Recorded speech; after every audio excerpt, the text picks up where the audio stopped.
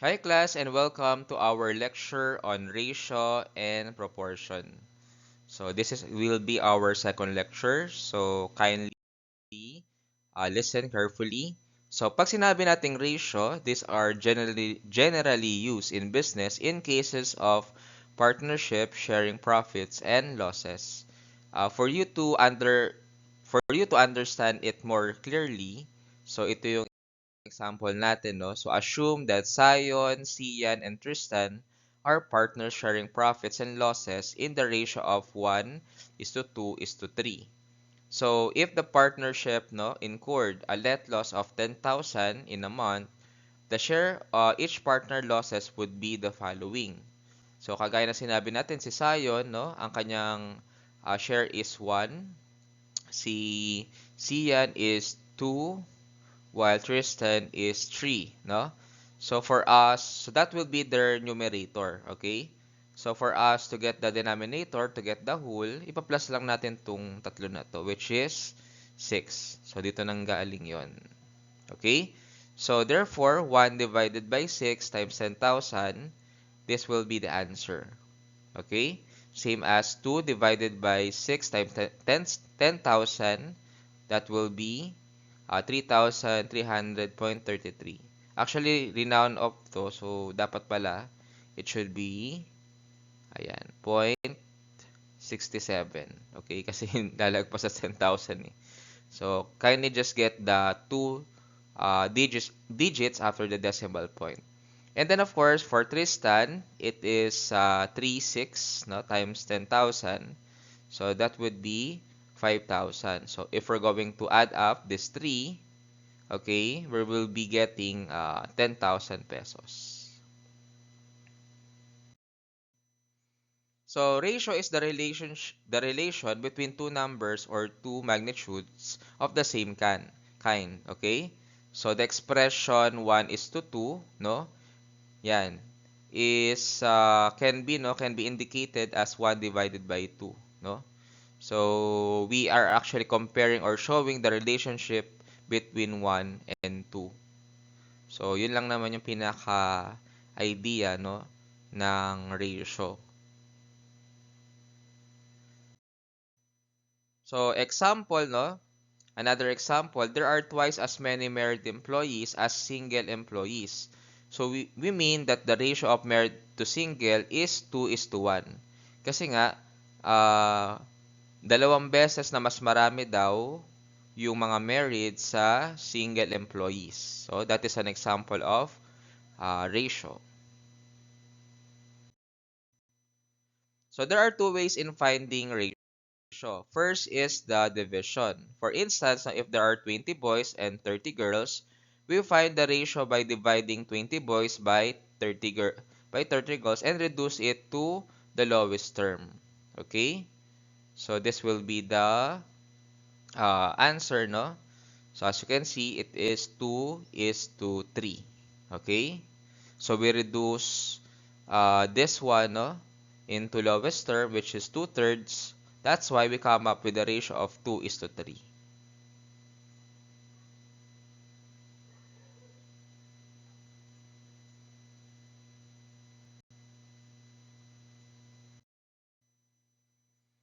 Another one is comparing numerators of fraction with the same denominator.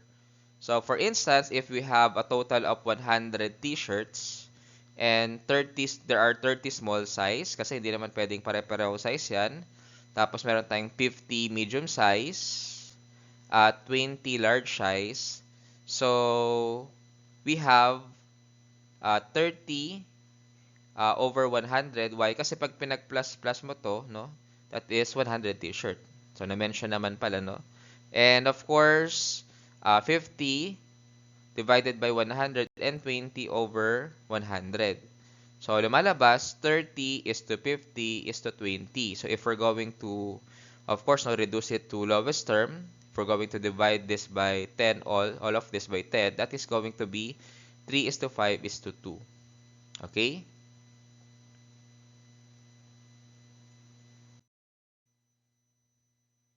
Another example here is Chrysler and Dines are local election candidates.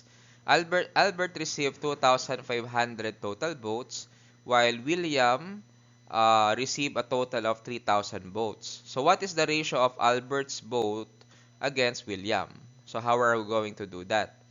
So on the given answer, no, we can see na we could reduce this by dividing it into 100, no? So that will be 25 to 30. And if we're going to further reduce it, we're going to divide this by both by 5. That will be 5 is to 6, no? So that will be the ratio. So to further check if you got the right ratio, so you can do this, no? So lumalabas kasi na 5,500 yung total votes pag pinagsama yung kay Chrysler and Dines, no? So therefore, how are we going to get, no, the if that is correct? So we're going to convert this, no, into fraction, which is 5 is to 11 kasi nga pag pinag-plus mo to 11, no? So kaya yung denominator na 11. So ito yung numerator and the denominator is 11. So 5 is to 11 times the total votes, ito yon. Lumalabas, that is 2,500. So same scenario, itong 6 nanggaling dito, divided by 11, which is the whole, no, the total of the two. So times 5,500, that will be 3,000 votes. So 5,500. So that's how you can check if you got the right ratio. Another example is Ira, Santia, and Shakane are partners. So parang kanina lang din ito, no? So ito yung answer natin, no? Ah, 10, so kung lumalabas, no, 10,000, 20,000, and 20,000. So if we're going to reduce this to uh, lowest, no, term, that would be 1 is to 2 is to 3. Kasi dinivide mo sa 10,000.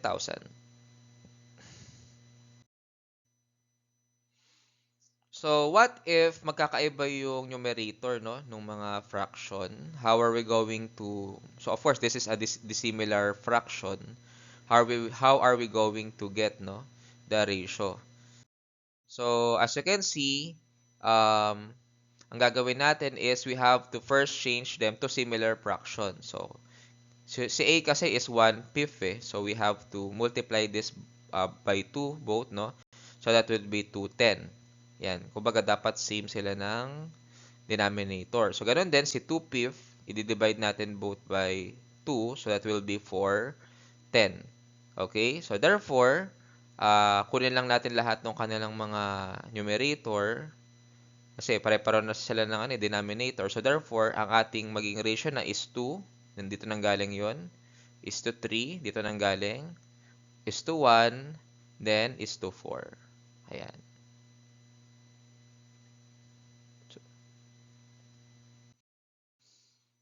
Another example is Mario has 3 times as many red marble as his black marbles. So dito naman class is sinasabi na yung marble daw na red is 3 times more than the black marbles. So ang given dito is the 24 marbles. Kumbaga ang total marbles is 24. Okay? So how are we going to get the ratio or the proportion? So lumalabas, no, red is to black, then 3 is to 1. Okay? Kasi nga 3 times na more than yung red, no? So how are we going to do that, no? So ganun pa rin, no? So 3, okay, divided by 4. Bakit 4? Kasi pag pinag-plus mo tong dalawa, that would be 4, no? Times 24. Okay? Kasi ito yung total number of marbles. So lumalabas yung ating red, this one is 18. 18 yan, no? And for us to get the black, okay, 1 divided by 4 times 24. Again, the 4 comes pag pinag-plus mo tong dalawa, so that would be 6. So this is 6. Okay? And the total is 24. So again, the red is 18 and the black is 6. So let's proceed with another proportion, which is this one. Ayan. So actually, no, when we talk about pala proportion, it refers to the it refers to the equality between ratios. So if we're going to look at this example, no, 1 is to 2 is equals to 8 is to 16. So if we're going to, of course, no, multiply this one, 2 times 8, and this one, we will be getting the same result. Okay? So, ganun din, no? If we're going to multiply both sides, this one and this one, this is actually the means and this is the extremes. So, later we're going to tackle again that. So, that would be 243.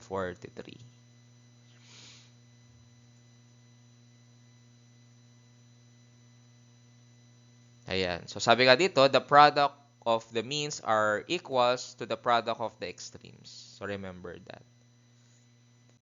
So, here we're going to have a cross multiplication. Actually, nagawa ko na pala kanina, no? Na ano to ito? Na preempt ko. So, as you can see, cross multiplication is same as multiplying the means and multiplying the extremes. So, where 9 and 27 are the means. So, ito daw yung means. While the 3 and 81 are the extremes. Okay? So, we multiply means, no? So we will get 243. When we multiply the extremes, 3 times 81, we will still get 243. So there are three types of proportion class. Now we have the direct, indirect, at partitive.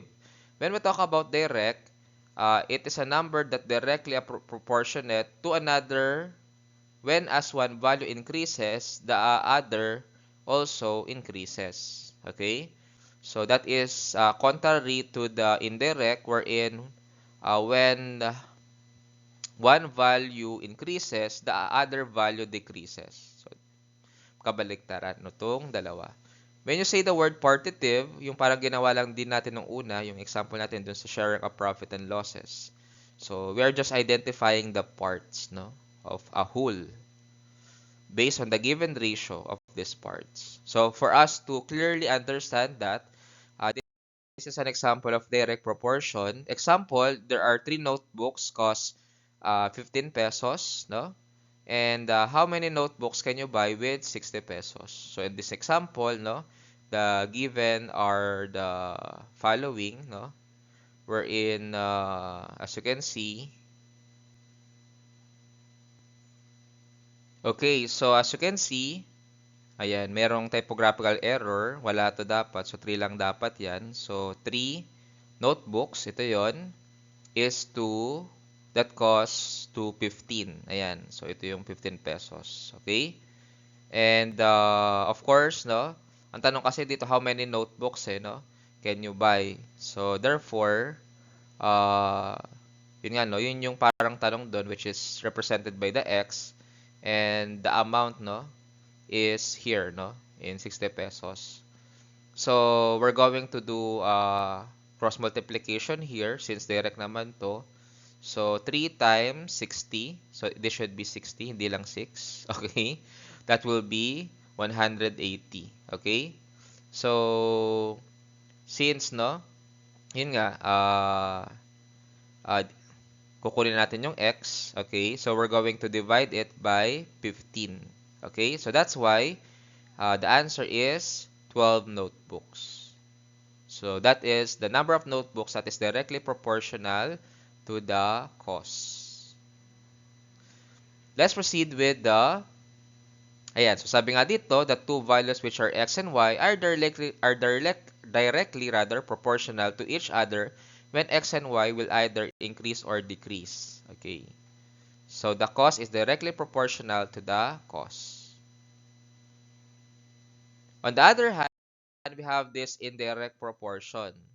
So, dito naman is 4 men repair a road in 6 hours. How will it take 8 men to finish the job at the same rate?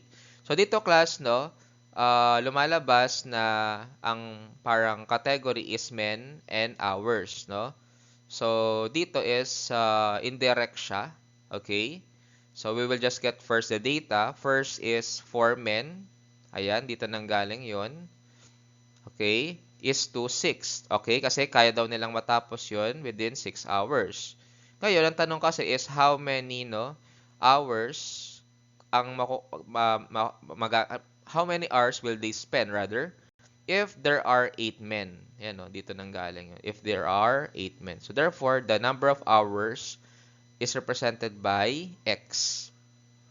So here, no, we're going to have the inverse wherein pagsasamahin natin yung men to men and hours to hours. So for instance, no, this one, ang men kasi is dalawa, no, which is 4 and 8. So that's why itong 4, okay, we put it here. And another men, no, we put it here. That's why it was 4 over 8. Okay? So, it is equals to, ayan. So, ang hinanapasin natin is 8x. What if, yun nga, meron daw 8 men. So, therefore, ito yung lalagay natin dito sa numerator, no? Sa other part of the proportion, which is x. Okay? Ito yun. And the hours, yan, ilalagay natin dito. Okay? So, magkabaligtad siya, no? Lilagay natin dito, tapos dito naman.